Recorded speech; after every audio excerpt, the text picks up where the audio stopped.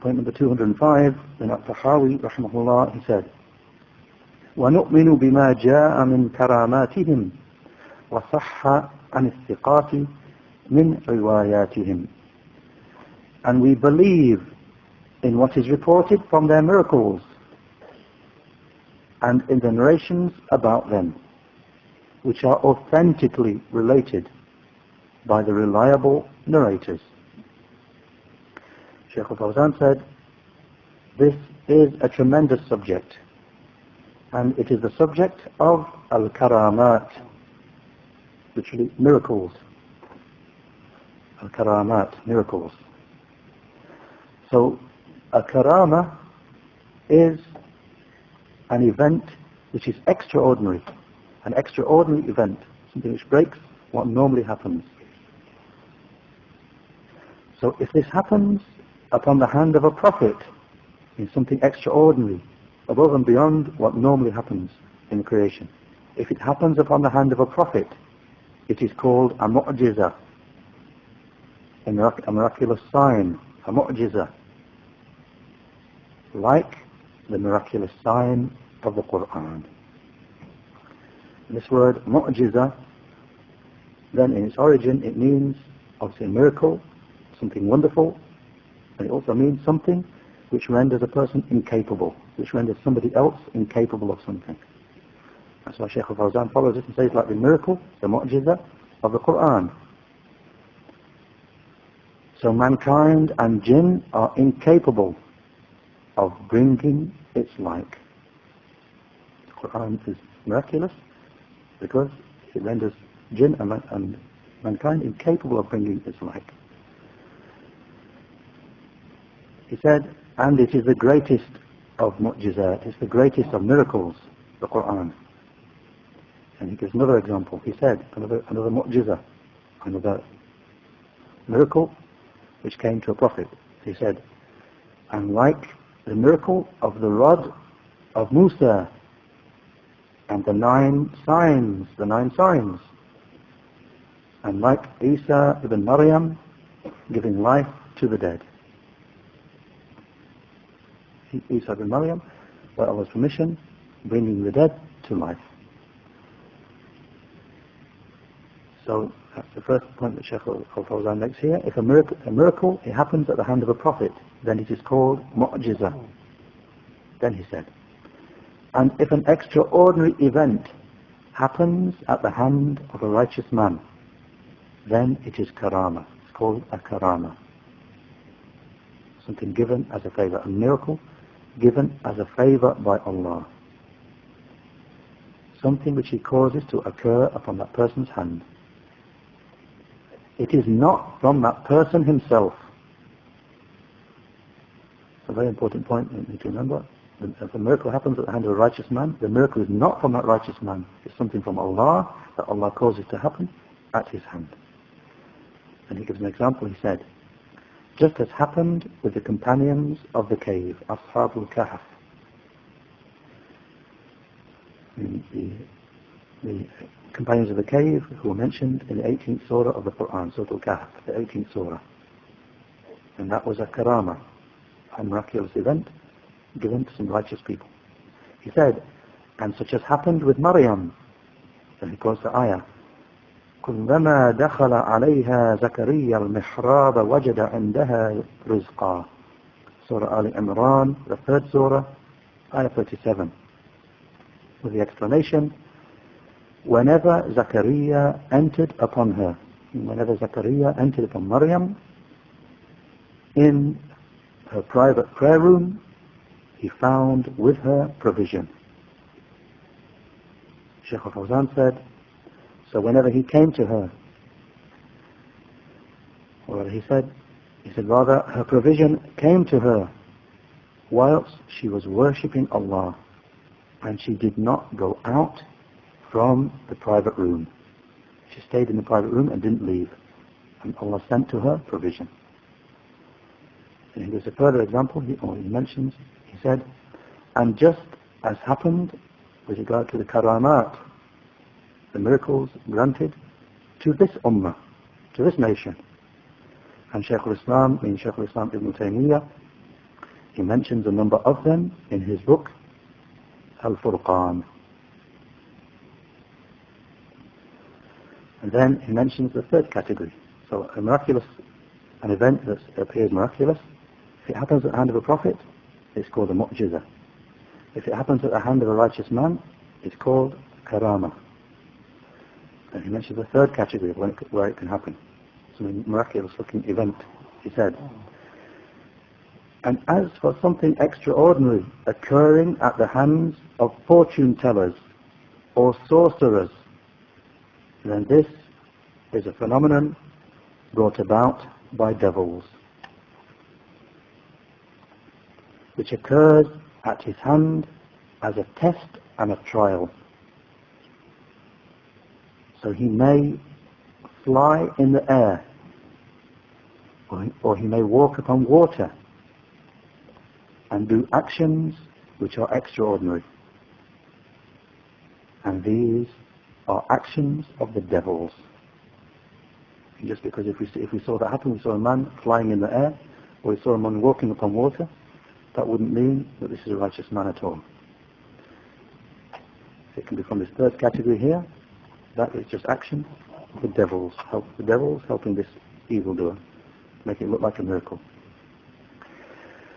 So Shaykh Fawzan then, he mentions the principle to distinguish between these three. He said, and the principle is that we look at the person's actions, his deeds. So if his deeds conform to Islam, then that which happens at his hands is a Karaamah, something granted as a favor from Allah, a miracle granted to a righteous man from Allah. And if not, then it is just a case of a devil serving him. A devil doing some service. I mean, if it's a person who's not a person of Iman, not a person who's dutiful to Allah, not upon the Islamic legislation, then whatever miracles happen from him, it's just devils helping him, serving him. And then Shaykh Fawzan quotes a number of ayahs. He said, He the Most High said, وَيَوْمَ يَحْشُرُهُمْ جَمِيعًا يَا مَعْشَرَ الْجِنِّ قَدِ اسْتَكْثَرْتُمْ مِنَ الْإِنسِ وقال أولياؤهم من الإنس ربنا استمتع بعضنا ببعض. Surah Al-An'am, the 6th Surah, Ayah 128, with the explanation. And on the day when He, Allah, will gather them all together, He will say to the jinn, you have misled many from mankind.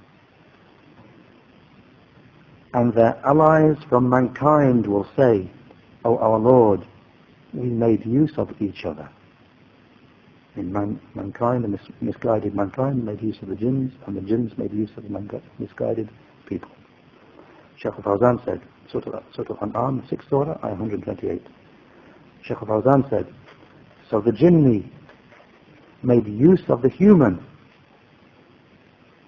by his humbly submitting to him and by his obeying him. And the jinn took benefit, made use of the person by getting the person to humbly submit to him and to obey him. And the human made use of the jinn, since he, the jinn, served him and brought him that which he wanted. That's how they benefited each other. Then he quotes the second ayah. He, the Most High, said, in the continuation of this ayah, قَالَ النَّارُ مَثْوَاكُمْ خَالِدِينَ فِيهَا إِلَّا مَا شَاءَ اللَّهُ إِنَّ رَبَّكَ حَكِيمٌ عَلِيمٌ وَكَذَلِكَ نُوَلِّي بَعْضَ الظَّالِمِينَ بَعْضًا بِمَا كَانُوا يَكْسِبُونَ. Surah Al-An'am, same surah, 6th surah, ayah 128 to 129. The continuation with the explanation. He will say, Allah will say, the fire is your dwelling place. You will remain in it forever.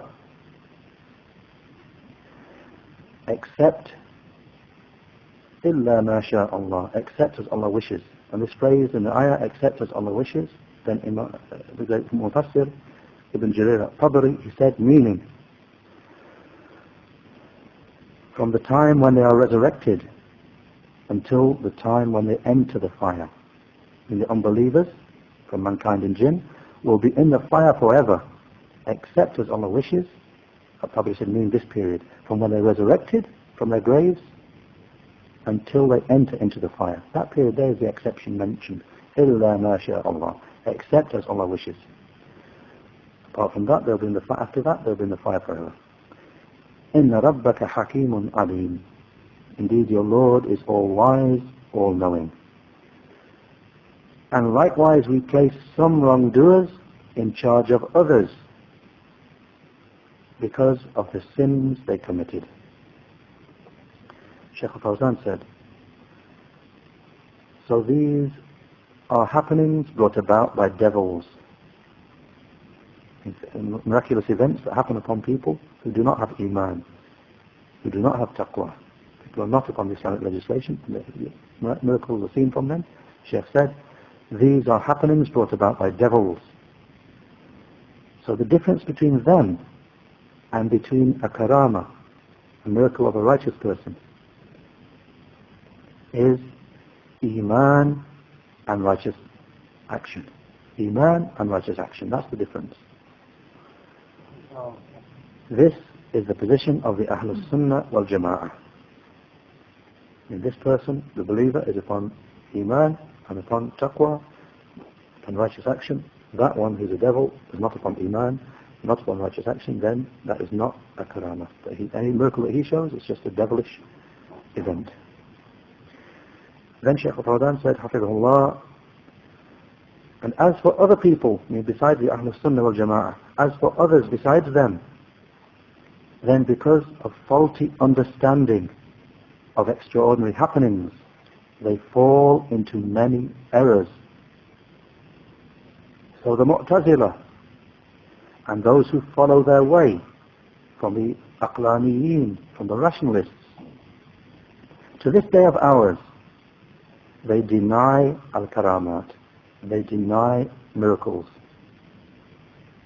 to the extent that those extreme ones of theirs deny some of the mu'jizat. The Mu'tazila and those who take their way, they deny Karamat, they deny miracles granted to righteous people, they deny them. And the extreme ones from amongst them, they deny even some of the mu'jizat, even some of the miracles of the prophets. And they say, this is not affirmed by the aql. It's not something affirmed by the intellect, because they give precedence to their intellects. That's the first group of people who go astray with regard to miracles, karamat, miracles granted to righteous people. Mean the aqlaniyun, people of the rationalists, and mu'tazila. They deny them. Then he said, and the second category of those who go astray in this regard, he said, are the quburiyun, the grave worshippers, and the Sufis. They go beyond limits in affirming the miracles, the karamat, to the extent that they affirm them for allies of the devil. So they affirm miracles for people who do not pray and do not fast, as long as something extraordinary happens, when these are actually events brought about by devils.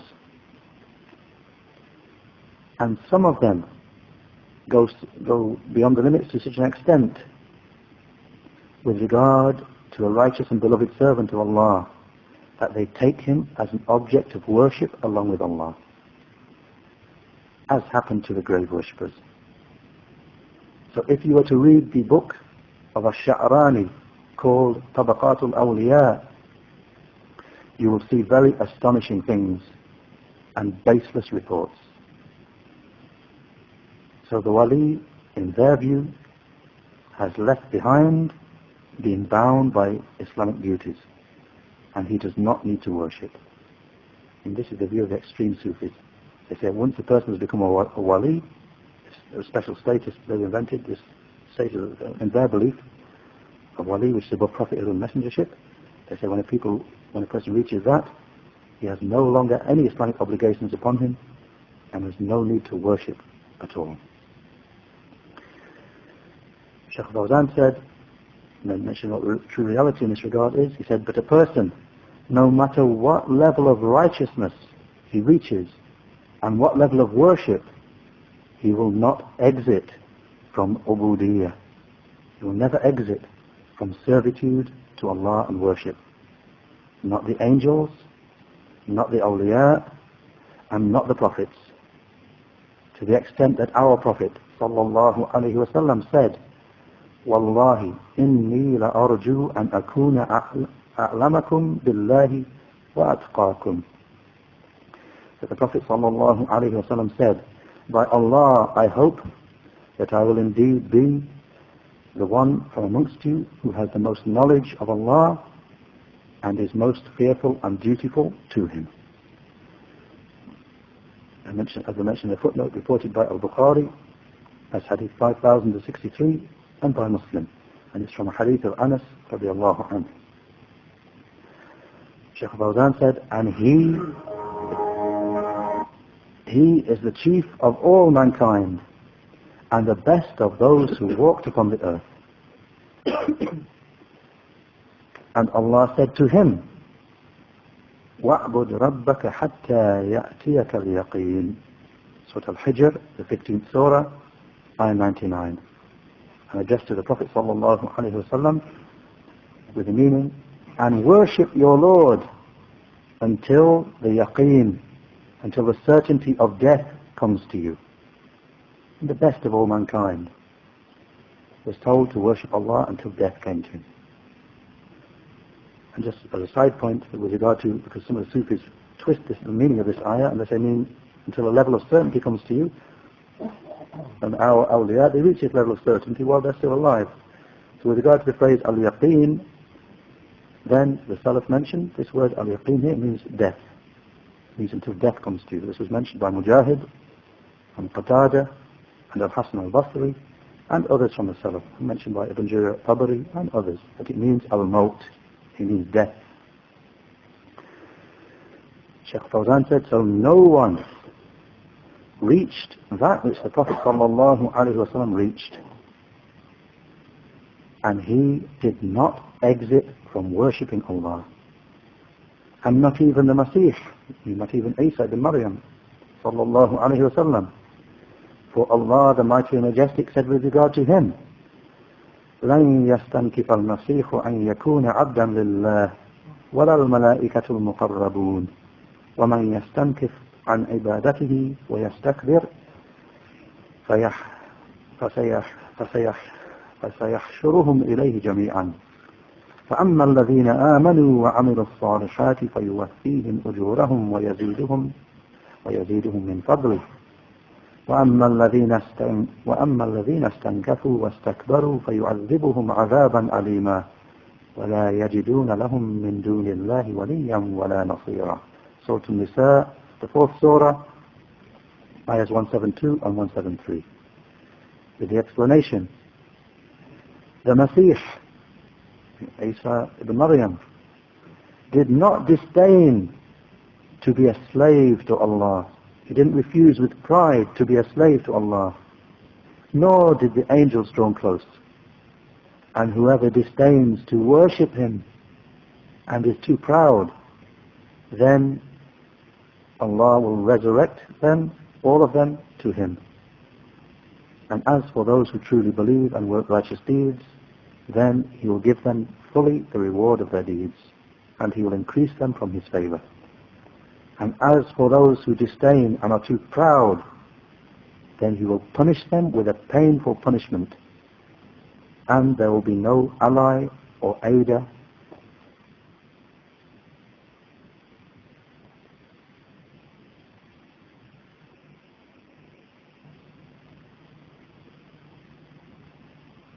in the times of ignorance and false superstitions.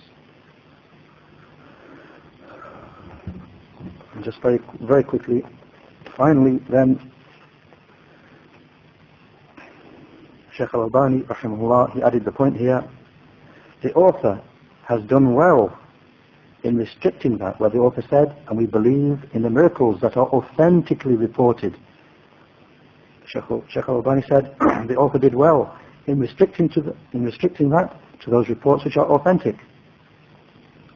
Because the people, and in particular the later peoples, have exceeded what is proper in narrating things about miracles to such an extent that they narrate in their name, they narrate in the name of the righteous people, false and futile things, which are such that no one with an atom's weight of intellect will doubt that they are false and futile. Indeed, sometimes they even report things which are major shirk.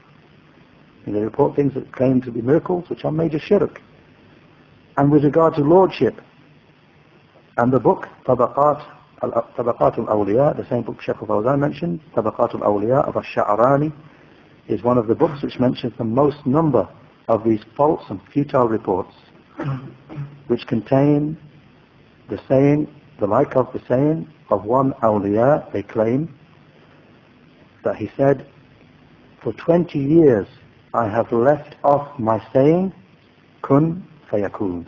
And for 20 years I've stopped myself from saying, exist, so that things would exist. I've stopped myself from saying that, out of good manners towards Allah.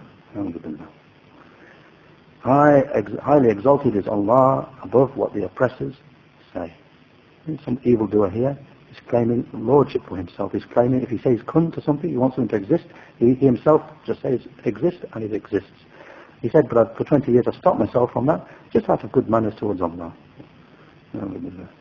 Shaykh Albani, rahimahullah, finished by saying, and we find a good number of authentic miracles